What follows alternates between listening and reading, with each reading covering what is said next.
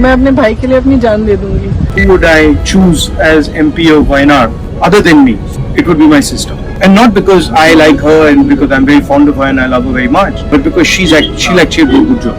She's got many qualities. She goes into a lot of detail, and she's my sister. So that's the best. That's a good quality too.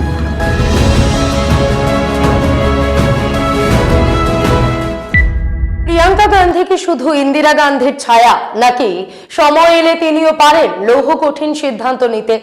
Rahul Priyanka কি সত্যি আলাদা দুই মেরু, নাকি রাজনীতির দাবায় নিখুঁত এক জুটি, একজন নরম অন্যজন কঠিন? কংগ্রেসের ভেতরের ক্ষমতার অঙ্ক, নির্বাচন যুদ্ধের প্রস্তুতি আর গান্ধী পরিবারের নেতৃত্বের ভবিষ্যৎ, এই সমস্ত প্রশ্নের মুখোমুখি দাঁড়িয়ে রয়েছে একটাই বাস্তবতা। নতুন বছরে প্রিয়াঙ্কা কি বড় কোনো দায়িত্বে আসতে চলেছেন, যেখানে মহাশক্তিমান গলিয়াথের সঙ্গে ডেভিডের লড়াইয়ের রণকৌশল ঠিক হবে? নমস্কার, আমি মধুরিমা ভৌমিক আর দৈনিক সংবাদ অনলাইনে আপনারা দেখছেন সত্যি আসলে বেদনাদায়ক। हम एक समय निर्धारित करते हैं, जैसे हमने 10 घंटे आज वंदे मातरम पर हमने बहस किया है ना, उस तरह से हम अध्यक्ष महोदय जी से पूछेंगे, एक समय निर्धारित करेंगे 10 घंटे 20 घंटे 40 घंटे, जितने घंटों में आपकी ये शिकायत पूरी हो जाए, माननीय सदस्य आप शांत हो जाए और हम बहस कर लेंगे। लेकिन इस सदन का कीमती समय, जिसके लिए हमें यहाँ पे जनता ने भेजा है, जैसे हमें जनता की समस्याओं को हल करने के लिए चर्चा करनी चाहिए, इस्तेमाल करना चाहिए, उसको एसी के लिए इस्तेमाल करिए। उसके बाद जैसे अंग्रेजी में कहते हैं ना, once and for all let's close the chapter, close कर लीजिए। देश सुन लेगा क्या क्या शिकायतें हैं, किसने क्या किया, इंदिरा जी ने क्या किया, राजीव जी ने क्या किया, परिवारवाद क्या होता है, नेहरू जी ने कौन सी गलतियां की, सुना लीजिए, फिर खत्म। उसके बाद बेरोजगारी, महंगाई। প্রিয়াঙ্কা গান্ধীর সঙ্গে ইন্দিরা গান্ধীর মিল কি শুধু চেহারায়? ঠাকুমার সঙ্গে নাতনির মিল কি শুধু ভঙ্গি, অঙ্গভঙ্গি আর স্টাইলে? নাকি ইন্দিরার মতন দৃঢ়তা, বজ্র কঠিন পলিটিক্যাল উইল, ইন্দিরার মতন সম্মোহক রাজনৈতিক গুণও প্রিয়াঙ্কার ভেতরে আছে? এটা ঠিক, এখনো পর্যন্ত প্রিয়াঙ্কা গান্ধীকে তেমন কোনো চ্যালেঞ্জিং কাজ বা বড় দায়িত্ব দেওয়া হয়নি, যেখানে তার যোগ্যতা এবং গুণাবলীকে ইন্দিরা গান্ধীর সঙ্গে দাঁড়িপাল্লায় মাপা যায়। তবে নতুন বছরে প্রিয়াঙ্কা গান্ধীকে নিয়ে কংগ্রেসের বড় সড়ো গেম প্ল্যান রয়েছে। এই প্ল্যানের মূল ফোকাস কিভাবে মোদীর সঙ্গে সমানে মোকাবিলা করা যায়। খেয়াল করে দেখুন, বিজেপির শীর্ষ নেতা এবং আইটি সেল অনেকদিন ধরেই এমন একটা হাওয়া ভাসিয়ে দিয়েছে যে রাহুল গান্ধী এবং প্রিয়াঙ্কা গান্ধীর মধ্যে নাকি বনিবনা নেই, তাদের সম্পর্ক নাকি মসৃণ নয়। হোয়াটসঅ্যাপ ইউনিভার্সিটিতে এমন একটা প্রচার চলছে যে প্রিয়াঙ্কার এগিয়ে যাওয়ার পথে বাধা নাকি তার দাদা রাহুল। না, এইসব পুরোপুরি ভিত্তিহীন, বাস্তবে একদম উল্টো। প্রিয়াঙ্কা এবং রাহুলের মধ্যে দারুণ কেমিস্ট্রি, গভীর বোঝাপড়া, ভাই বোনের সম্পর্কটা অসাধারণ। খোদ প্রিয়াঙ্কার মুখে শুনুন তিনি কি বলছেন। मैं अपने भाई के लिए अपनी जान दे दूंगी और मेरा भाई भी मेरे लिए अपनी जान दे देगा, तो विवाद कौन सा? योगी जी के मन में विवाद है, लगता है भाजपा में जो विवाद है उसकी वजह से कह रहे हैं, जो उनके बीच और मोदी जी और अमित शाह जी के बीच में विवाद चल रहा है। শুনলেন, প্রিয়াঙ্কাই বলেছেন আমি আমার ভাইয়ের জন্য প্রাণ দিতে পারি আর আমার ভাইও আমার জন্য প্রাণ দেবে। তাহলে বিতর্কটা কোথায়? যোগীজির মনে যে বিতর্ক, সেটা আসলে বিজেপির ভেতরের অশান্তির প্রতিফলন। তাই এমন কথা বলছেন। গত 30শে ডিসেম্বর রাহুল এবং প্রিয়াঙ্কা সপরিবারে রাজস্থানের সোয়াই মাধোপুর যান। সেখানে ন্যাশনাল রণথম্বর পার্কের শেরবাগ হোটেলে তারা রয়েছেন, আজ অব্দি রয়েছেন। প্রিয়াঙ্কার সঙ্গে রয়েছেন তার স্বামী রবার্ট ভদ্রা, পুত্র রেহান, সম্ভাব্য পুত্রবধূ মিরায়া এবং তার পরিবার। নিউ ইয়ার তারা এখানেই উদযাপন করেছেন। তবে তাদের এখানে আসার মূল উদ্দেশ্য প্রিয়াঙ্কা পুত্রের বিয়ের এঙ্গেজমেন্ট উদযাপন। রণথম্বর ন্যাশনাল পার্কে তারা সপরিবারে জঙ্গল সাফারি করেছেন, ইত্যাদি ইত্যাদি। এবার তাকান পার্লামেন্টের দিকে। সেখানেও রাহুল এবং প্রিয়াঙ্কার মধ্যে চমৎকার কেমিস্ট্রি, বলা যায় দুজনের স্টাইল একে অপরের পরিপূরক। উদাহরণ দিচ্ছি, রাহুল গান্ধী যখন সংসদের ভেতরে প্রধানমন্ত্রী মোদীকে আক্রমণ করে বক্তৃতা দেন, তখন প্রিয়াঙ্কা গান্ধী হাসি মুখে মোদীজিকে কটাক্ষ করেন। শুরুটা অবশ্য করেছিলেন প্রধানমন্ত্রী। তার জবাবে প্রিয়াঙ্কা কি বলেছিলেন আপনারাই শুনুন। सर भाषण बहुत अच्छा देते हैं, लेकिन तथ्यों के मामले में कमजोर पड़ जाते हैं। बहुत कमजोर। इसमें भी एक कला होती है कि तथ्यों को किस तरह से जनता के सामने रखा जाए। मैं तो नहीं हूँ, जनता की प्रतिनिधि हूँ, कलाकार तो नहीं हूँ। इसीलिए मैं भी सदन के सामने कुछ तथ्य रखना चाहती हूँ, लेकिन सिर्फ तथ्य के रूप में रखना चाहती हूँ। শুনলেন, সরাসরি প্রধানমন্ত্রীর উদ্দেশ্যে প্রিয়াঙ্কা বলছেন এটা স্বীকার করতেই হবে উনি ভালো ভাষণ দেন, একটু দীর্ঘ হলেও ভালো ভাষণ দেন, কিন্তু তথ্যের প্রশ্নে তিনি দুর্বল, খুবই দুর্বল। এবার আসি আজকের মূল টপিকে। কংগ্রেস হাইকমান্ড এই মুহূর্তে প্রিয়াঙ্কা গান্ধীকে কি দায়িত্ব দিতে চাইছে, কি প্ল্যান করছে, সেটাই বড় বিষয়। বিশ্বস্ত সূত্রে আমরা জেনেছি মকর সংক্রান্তির পর, মানে খর মাসের অশুভ সময় শেষ হয়ে শুভ দিন এলে প্রিয়াঙ্কা গান্ধীর হাতে কিছু বড় চ্যালেঞ্জ, কিছু গুরুত্বপূর্ণ টাস্ক তুলে দেওয়া হতে পারে। তার মধ্যে সবচেয়ে বড় টাস্ক হলো গত 3 থেকে 4 বছর ধরে কংগ্রেসের ভেতরে যে শক্তিশালী ইলেকশন ম্যানেজমেন্ট গ্রুপ গঠনের কথা চলছিল, যেই টিমের মূল কাজ হবে মোদীকে মোকাবিলা করা, রাস্তা খোঁজা, অমিত শাহ স্ট্র্যাটেজির পাল্টা স্ট্র্যাটেজি, তার সঙ্গে ভোটের কৌশল ঠিক করা, এক একটা রাজ্যের বাস্তবতা বুঝে সেই মতন কৌশল ঠিক করা। এই কঠিন কাজের পুরো দায়িত্বের কেন্দ্রে প্রিয়াঙ্কা গান্ধীকেই আনার পরিকল্পনা চলছে। সামনে পশ্চিমবঙ্গের নির্বাচন, যেখানে কংগ্রেসের অবস্থান কার্যত শূন্য। তারপর আসামের নির্বাচন, যেখানে কংগ্রেস প্রধান শক্তি। তারপর তামিলনাড়ুর নির্বাচন, যেখানে কংগ্রেস শাসক ডিএমকের সঙ্গী। 26 শেষ হতেই উত্তরপ্রদেশ, উত্তরাখণ্ড, পাঞ্জাবের নির্বাচন। উত্তরপ্রদেশের এবং উত্তরাখণ্ডে কংগ্রেস দুর্বল শক্তি হলেও পাঞ্জাবে প্রধান বিরোধী দল।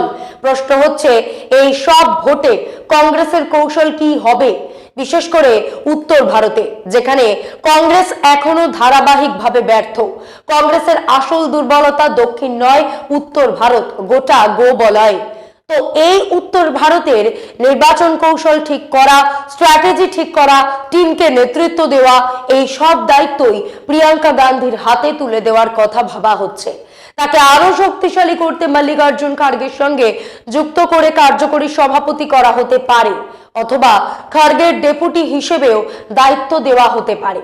এটা হলে দিনের শেষে দেখার বিষয় একটাই, যেই সব কঠিন চ্যালেঞ্জ প্রিয়াঙ্কার সামনে রাখা হচ্ছে তিনি সেগুলোর পরীক্ষায় উত্তীর্ণ হতে পারেন কিনা। শুরুতে যে প্রশ্নটা ছিল ইন্দিরা গান্ধীর সঙ্গে শুধু চেহারার মিল নাকি চরিত্রেরও, সেই চরিত্র, সেই যোগ্যতার আসল পরীক্ষা হতে চলেছে এই ইলেকশন ম্যানেজমেন্ট গ্রুপই। হতে পারে 15ই জানুয়ারির পরেই সিদ্ধান্ত আসবে, আবার একটু দেরিও হতে পারে, কিন্তু পরীক্ষা যে শুরু হতে চলেছে তা নিয়ে আর কোনো সন্দেহ নেই। গান্ধী পরিবারের বিরোধীরা ভাবতে পারেন প্রিয়াঙ্কা গান্ধী সাংসদ হয়েছেন, সবে সংসদে কথা বলা শুরু করেছেন, তিনি কি গলিয়াত ডেভিড লড়াইয়ে ডেভিড রূপে অবতীর্ণ হতে পারবেন? বাইবেলের ওল্ড টেস্টামেন্টের ডেভিড বনাম গলিয়াতের গল্পটা আপনারা সবাই জানেন, তবু খুব সংক্ষেপে আরেকবার বলছি। পুরাকালে ইসরায়েল এবং প্যালেস্টাইনের মধ্যে যুদ্ধ চলছিল। প্যালেস্টাইনের দিকে ছিল গলিয়াত নামে এক বিশাল যোদ্ধা, যার উচ্চতা প্রায় 3 মিটারেরও বেশি। তার গায়ে ভারী বর্ম, সঙ্গে বিশাল বর্ষা আর ঢাল নিয়ে সে প্রতিদিন ইসরায়েলি সেনাদের চ্যালেঞ্জ করত, কিন্তু কেউ সাহস করে তার সামনে যেত না। এই সময় এলো ডেভিড, এক কিশোর রাখাল ছেলে, যে শুধু তার বাবার মতন ভেড়া চড়াতো। সে যুদ্ধক্ষেত্রে এসেছিল শুধু তার ভাইদের খাবার দিতে। গলিয়াথের অহংকার আর গর্জন শুনে ডেভিড রাজা সাউলকে বলল, আমি গলিয়াথের সঙ্গে লড়বো। রাজা সাউল তাকে নিজের বর্ম পরতে দিল, কিন্তু ডেভিড বলল, এই বর্ম ভীষণ ভারী, আমি এগুলো ছাড়াই লড়বো। ডেভিডের অস্ত্র বলতে একটা লাঠি, 5টা পাথর আর একটা গুলতি। গলিয়াত যুদ্ধক্ষেত্রে প্রতিপক্ষকে দেখে একচোট হাসলো, বলল, তুই কি আমাকে কুকুর ভেবেছিস যে লাঠি নিয়ে এসেছিস? ডেভিড উত্তরে বলল, তুই তরোয়াল, বর্ষা আর ঢাল নিয়ে এসেছিস, কিন্তু আমি এসেছি সর্বশক্তিমান ঈশ্বরের নামে।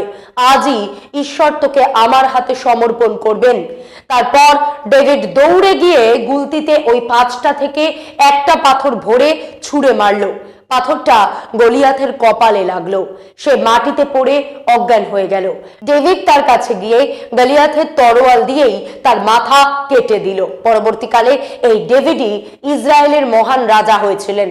এই গল্পের মূল বার্তাটা হলো, লড়াইটা অতি বড় শক্তিশালীর সঙ্গে অতি দুর্বলের হলেও সেখানে বাহ্যিক শক্তি নয়, বিশ্বাস আর সাহসী সত্যিকারের জয় এনে দেয়। প্রিয়াঙ্কার নির্বাচনের অভিজ্ঞতা কি সেটা একদমই ঠিক নয়। সোনিয়া গান্ধীর প্রথম নির্বাচন থেকেই প্রিয়াঙ্কা নিয়মিত প্রচারে নেমেছেন। এমনকি রায়বরেলির এক নির্বাচনে তো এমন ঘটনা ঘটেই হয়েছিল। প্রিয়াঙ্কা গান্ধীর এক ভাষণেই তার কাকা অরুণ নেহেরু হেরে যান। তার রাজনৈতিক কেরিয়ারই কার্যত শেষ হয়ে যায়। ঘুরে ফিরে আবার সেই প্রশ্নটাই আসছি, প্রিয়াঙ্কার মধ্যে কি সেই ক্ষমতা আছে? প্রিয়াঙ্কার রং ঢং, কথা বলার ভঙ্গি, শাড়ি পরার ধরন, চুলের স্টাইল সব মিলিয়ে ইন্দিরা গান্ধীর এক ঝলকি নয়, কখনো কখনো তো একেবারে জেরক্স কপির মতন লাগে। প্রিয়াঙ্কার কথা বলার ভঙ্গি, স্মিত হাসি, ইংরেজি এবং হিন্দিতে দখল, শব্দ চয়ন সবকিছুতেই ইন্দিরা গান্ধীর ছায়া স্পষ্ট। চেহারার মিল তো আছেই, কিন্তু প্রশ্ন হলো, ইন্দিরা গান্ধীর মতন ক্যাপাসিটি, সেই ক্যাপাবিলিটি, ডিএনএ কি সত্যিই মেলে? ইন্দিরার মতন রাজনৈতিক বুদ্ধি কি প্রিয়াঙ্কার মধ্যেও রয়েছে? যারা দীর্ঘ বছর ধরে কংগ্রেস কভার করছেন, গান্ধী পরিবারকে কাছ থেকে দেখছেন, এমন একজন প্রবীণ সাংবাদিকের সঙ্গে আমরা ফোনে কথা বলেছিলাম। তারা বলছেন, প্রিয়াঙ্কা গান্ধীর সবচেয়ে বড় শক্তি হলো আত্মবিশ্বাস, তারপর এক্সপ্রেশন, তারপর ব্যক্তিত্ব। রাহুল গান্ধী আদতে ইন্ট্রোভার্ট, অন্তর্মুখী। প্রিয়াঙ্কা ঠিক তার উল্টো, পুরো দস্তুর বহির্মুখী। তিনি মানুষের সঙ্গে কথা বলতে চান, যোগাযোগ বাড়াতে চান। রাহুল কম কথা বলেন, প্রয়োজন হলে বা ইচ্ছে হলে তবেই সামনে আসেন। প্রিয়াঙ্কা তা নন, ক্যামেরা দেখলেই তিনি এগিয়ে আসেন, মাইকের সামনে দাঁড়ান, সঙ্গে সঙ্গে প্রতিক্রিয়া দেন, খুব কম শব্দে কিন্তু অত্যন্ত পেশাদারি কায়দায়। রাহুলের ক্ষেত্রে বিষয়টা মুড আর ইস্যু ভিত্তিক, তাই হয়তো তিনি নেতৃত্বের প্রশ্নে এক ধরনের দূরত্ব বজায় রাখেন, কিন্তু যোগাযোগ আর তাৎক্ষণিক সংযোগের প্রশ্নে প্রিয়াঙ্কা নিঃসন্দেহে একজন মাস্টার বক্তা। বিহারের নির্বাচনে আমরা দেখেছি, মঞ্চে দাঁড়িয়ে যেভাবে তিনি স্লোগান তুলছিলেন তেমনটা সচরাচর শোনা যায় না। কিন্তু আসল কথা শুধু বক্তৃতা নয়, আসল রাজনীতি হলো ইন্দিরা গান্ধীর মতো নির্বাচন আর ক্ষমতার খেলাটা বোঝা। কোথায় কি চাল চালতে হয়, কোন মুহূর্তে কোন কৌশল আঁকড়ে ধরতে হয়, আরো নির্দিষ্ট করে বললে স্বভাব সুলভ রাজনৈতিক দক্ষতা, পিচ আর ওয়েদার বুঝে ব্যাটিং এর টেকনিক বদলানো, সেই সব পারবেন কিনা শেষ পর্যন্ত সেটাই বড় পরীক্ষা।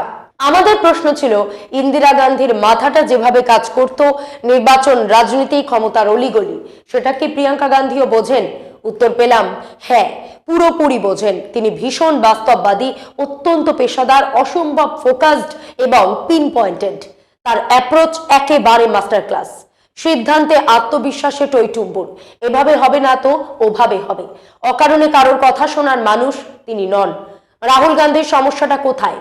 তার চারপাশে একটা অ্যাডভাইজারি কোর গ্রুপ রয়েছে, যার গণ্ডির বাইরে তিনি প্রায় বেরোতেই পারেন না। প্রিয়াঙ্কা গান্ধী বরাবরই স্বাধীন ফিডব্যাকে বিশ্বাসী। বেশিরভাগ ইস্যুতেই নিজের মতামত থাকে, আর সেটা প্রকাশ করতেও পিছপা হন না। রাহুল অল্প কথার মানুষ, সীমিত শব্দে কথা বলেন, আর প্রিয়াঙ্কা যা করেন ইনস্টিংক্ট থেকে করেন, আত্মবিশ্বাসে জোর দিয়ে। এটাই দুজনের মৌলিক পার্থক্য। প্রিয়াঙ্কাকে নিয়ে চাপ আছে বলেই কিন্তু এই আখ্যান তৈরি করেছে রাষ্ট্রীয় শাসকের বিখ্যাত আইটি সেল। সেই আখ্যান অনুযায়ী দাদা বোনের দুজনের আলাদা লবি, বনিবনা নেই, টানা পড়েন। এই সম্পর্কেও আমরা প্রশ্ন করেছিলাম, উত্তর পেলাম একদম ফালতু কথা, সম্পূর্ণ ভুয়ো। বাস্তবতা হলো ওরা দুই শরীর এক প্রাণ, একে অপরের বিরুদ্ধে একটি শব্দও কেউ শুনতে পারেন না। কোনো নির্দিষ্ট বিষয়ে ভাই বোনের ভাবনা আলাদা হতে পারে, এটা সব পরিবারেরই স্বাভাবিক, কিন্তু সেটা পরিবারের মধ্যেই, বাইরে কখনো নয়। প্রিয়াঙ্কার আশেপাশে আমরা যাদের দেখছি, লক্ষ্য করুন, তারা সকলে রাহুল গান্ধীর টিম থেকেই আসা, ফলে আলাদা করে কোনো স্বতন্ত্র লবি নেই। দুজনের স্টাফও প্রয়োজনে একে অপরের কাছে যায়। এমন নয় যে এটা আমার লোক, ওটা তোমার লোক। বাস্তবতা হলো যারা ওদিকে কাজ করত তারাই এদিকেও কাজ করে, এদিকে লোক ওদিকের দায়িত্ব সামলায়। এমনকি শোনা যায় রাহুল গান্ধী নিজেই প্রিয়াঙ্কার জন্য স্টাফ বাছাই করেন। তবে সেটাও কোনো টেস্ট বনাম নো টেস্ট ব্যাপার নয়, সবাই পরীক্ষিত লোক। এখানে পার্সোনাল স্টাফ শব্দবন্ধটা আসলে প্রযোজ্যই নয়। ওরা একে অপরের স্টাফ শেয়ার করেন, শেয়ারিং অ্যান্ড কেয়ারিং। তোমার লোক আমার কাজে লাগবে, আমার লোক তোমার কাজে। এই পারস্পরিক আস্থাটাই আসল। প্রিয়াঙ্কা নিজেই একজন শক্তিশালী কমিউনিকেটর। রাহুল গান্ধীর নিজস্ব একটা স্টাইল আছে। সাংবাদিকের ভাষায় এক লাইনে বললে প্রিয়াঙ্কা গান্ধী 100% স্টার্চ পলিটিশিয়ান, আর রাহুল গান্ধীর কাজের ধরন অনেকটা এনজিও ধাঁচের। সবাইকে শোনা, সব দিক থেকে ফিডব্যাক নেওয়া। প্রিয়াঙ্কা বরং অনেক বেশি ফোকাসড। প্রতিটি বিষয়ে তার কাছে পরিষ্কার ধারণা থাকে, সঙ্গে সঙ্গে জবাব থাকে, আর প্ল্যান ABC সব প্রস্তুত থাকে, আর সেটা তিনি স্পষ্টভাবেই কমিউনিকেট করেন। রাজনীতিতে, বিশেষ করে আজকের ভারতে, দেশের দ্বিতীয় বৃহত্তম দলকে নেতৃত্ব দিতে গেলে প্রায় 100 জন সাংসদ যখন আপনার অধীনে, তখন নরম সিদ্ধান্তে কাজ চলে না। মোদি বা ইন্দিরা গান্ধীর মতন কঠোর নির্মম সিদ্ধান্ত নিতে হয়।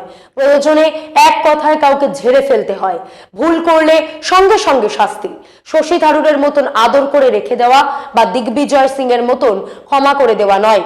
তাহলে প্রশ্ন, প্রিয়াঙ্কার চরিত্রে কি দাদার চেয়ে কাঠিন্য অনেক বেশি? তার ঠাকুমার মতন চারিত্রিক কাঠিন্য? কংগ্রেস কভার করা প্রবীণ সাংবাদিক বলছেন রাহুল গান্ধী শুধু উদার নন, প্রয়োজনের তুলনায় অনেক বেশি উদার। তার ফলই আজ চোখের সামনে। তিনি কংগ্রেসের প্রতিটি সমস্যার ডায়াগনোসিস করতে পারেন, কোথায় কি ভুল, কে কেমন সব জানেন, কিন্তু সার্জারি করেন না, করতে পারেন না। যে ফোড়ার অপারেশন দরকার সেটা না করলে যেমন তার পরিণতি মর্মান্তিক হতে পারে, কংগ্রেসের ওপর থেকে নিচ পর্যন্ত তেমন বহু মর্মান্তিক ক্যারেক্টার রয়েছেন। রাহুল জানেন কোনটা কিভাবে সরাতে হবে, প্রিয়াঙ্কার থেকেও ভালো জানেন, কিন্তু তিনি দক্ষ সার্জন নন। তার ডায়াগনোসিস দুর্দান্ত, কিন্তু চিকিৎসা নেই। প্রিয়াঙ্কা গান্ধীর ক্ষেত্রে ঠিক উল্টো। তার কাছে আপনি হয় ভেতরে নয় বাইরে। একবার যদি তার চোখে পড়ে আপনি অযোগ্য, তাহলে আপনি চিরতরের জন্য বাইরে। এইখানেই তার মধ্যে ইন্দিরা গান্ধীর ছায়া সবচেয়ে স্পষ্ট। রাহুলের আগের সমস্যা ছিল, কাউকে তিনি নয় অতিরিক্ত ভালোবেসে ফেলতেন, নয়তো দরজা বন্ধ করে ধাক্কা মেরে বের করে দিতেন। এখন রাহুল ভারসাম্য রাখার চেষ্টা করছেন, কিন্তু সেটা করতে গিয়ে এই দুদিন আগে শশী থারুরের আচরণ, দিগ্বিজয় সিং এর কাণ্ড, সিড ব্লুসি বৈঠক শুরুর আগে একটি টুইট করে বসলেন। ফল কি হলো? পুরো বৈঠকের আলোচনাটার দিকটাই ঘুরে গেল। ফিরে আসি প্রিয়াঙ্কা গান্ধীকে কংগ্রেসের সম্ভাব্য ইলেকশন ম্যানেজমেন্ট গ্রুপের দায়িত্বে নিয়ে আসার প্রসঙ্গে। ইতিমধ্যে এই ব্যাপারে প্রশান্ত কিশোরের সঙ্গে প্রিয়াঙ্কার কথা হয়েছে, আরো অনেকের সঙ্গেও যোগাযোগ রাখছেন। এরপর দ্বিতীয় প্রশ্ন, ধরুন প্রিয়াঙ্কা দায়িত্ব পেল না, সিদ্ধান্ত নেওয়ার প্রশ্নে কিছুটা স্বাধীনতাও তিনি পেলেন, তবে কি তিনি সেটা ডেলিভার করতে পারবেন? তার মধ্যে কি সেই শক্তি আছে? তিনি কি নির্বাচনী রাজনীতি বোঝেন আর সংগঠন চালানোর ক্ষমতা? এখানে স্পেকুলেশন অর্থহীন। একজনের ক্ষমতা তখনই প্রমাণিত হয় যখন কেউ তা করে দেখায়। সমালোচক হিসেবে আপনি বলতেই পারেন এখনো পর্যন্ত উত্তরপ্রদেশে প্রিয়াঙ্কার ট্র্যাক রেকর্ড উৎসাহজনক নয়। আরো বলতে পারেন কংগ্রেসের টিম নেই, ক্যাডার নেই, সংগঠন ভেঙে পড়েছে। সেখানে প্রিয়াঙ্কার হাতে কি জাদুকাঠি আছে যা নিয়ে তিনি গলিয়াথের সঙ্গে লড়াইয়ে নামবেন? প্রিয়াঙ্কাকে পদ দেওয়া হলেও এখনো পর্যন্ত সেই অর্থে দায়িত্ব নেওয়া হয়নি। তিনি উত্তরপ্রদেশের জেনারেল সেক্রেটারি ছিলেন, এখনো সেই পদেই রয়েছেন, কিন্তু বাস্তব সত্যটা হলো পদ আছে কিন্তু বড় দায়িত্ব এখনো নেই। রাজনীতিতে দল ঠিক করে কার থেকে কোন কাজটা নেওয়া হবে। সবাই সব কাজ করতে পারে না। রাহুল গান্ধীর ভাষায় কিছু যুদ্ধের ঘোড়া, কিছু বরযাত্রের ঘোড়া। প্রিয়াঙ্কা হলেন সেই যুদ্ধের ঘোড়া। প্রতিবাদ হোক, মহিলা আন্দোলন হোক, নির্বাচনী প্রচার, সব জায়গায় তিনি নেতৃত্ব দেন। কংগ্রেসের বড় বড় নেতা দিগ্বিজয় সিং, তেলেঙ্গানার মুখ্যমন্ত্রী রেবন্ত রেড্ডি, হিমাচলের মুখ্যমন্ত্রী সুখবিন্দর সিং সুখু, সবাইকে রাহুল এবং প্রিয়াঙ্কাকে সমান গুরুত্ব দেন না। এই ক্ষেত্রে রাহুলের ওজন বেশি, তবে প্রিয়াঙ্কার আসল বড় ভূমিকা অন্য জায়গায়। তার বড় কাজ দল থেকে মুখ ফিরিয়ে নিয়ে থাকা, অসন্তুষ্ট বিক্ষুব্ধ নেতাদের খেলার মাঠে ফিরিয়ে আনা। গত 1 থেকে 1.5 বছরে তিনি নিয়মিতভাবে এই কাজটাই করছেন। সচিন পাইলটের অতীত দেখুন, আরো কয়েকজন আছে যাদের নাম নেওয়া ঠিক নয়। এই অসন্তুষ্ট অংশকে সামলানো, ক্ষোভ মিটিয়ে দলে রাখা, এই কাজটাই প্রিয়াঙ্কার সবচেয়ে গুরুত্বপূর্ণ অবদান। রাহুল প্রিয়াঙ্কা জুটিকে চাইলে আপনি বাজপেয়ী আডবাণী জুটির সঙ্গে তুলনা করতে পারেন। একজন নরম, একজন কঠিন, ভাবনায় পার্থক্য কিন্তু নেতৃত্বে নিখুঁত কেমিস্ট্রি। সবশেষে জরুরি প্রশ্ন, শেষ পর্যন্ত এই লড়াইটা কোনো পরিবার বনাম পরিবার নয়, কোনো মুখ বনাম মুখও নয়, এটা গলিয়াত বনাম ডেভিডের লড়াই। একদিকে রাষ্ট্রযন্ত্র, অর্থবল, মিডিয়া আর সংগঠনের পূর্ণ ক্ষমতা নিয়ে দাঁড়িয়ে থাকা এক অতিকায় শক্তি, অন্যদিকে সংকুচিত সংগঠন, ক্ষয়প্রাপ্ত কাঠামো আর সীমিত সম্পদের বোঝা নিয়ে এক প্রতিদ্বন্দ্বী। প্রশ্ন তাই সোজা, এই অসম লড়াইয়ে প্রিয়াঙ্কা গান্ধী কি আদৌ ডেভিডের ভূমিকায় নামতে পারবেন? আজ এই পর্যন্তই। এমন আরো বিষয় জানতে অবশ্যই সাবস্ক্রাইব করুন, লাইক কমেন্টে শেয়ার করুন। দেখতে থাকুন দৈনিক সংবাদ, শুধু নামই যথেষ্ট।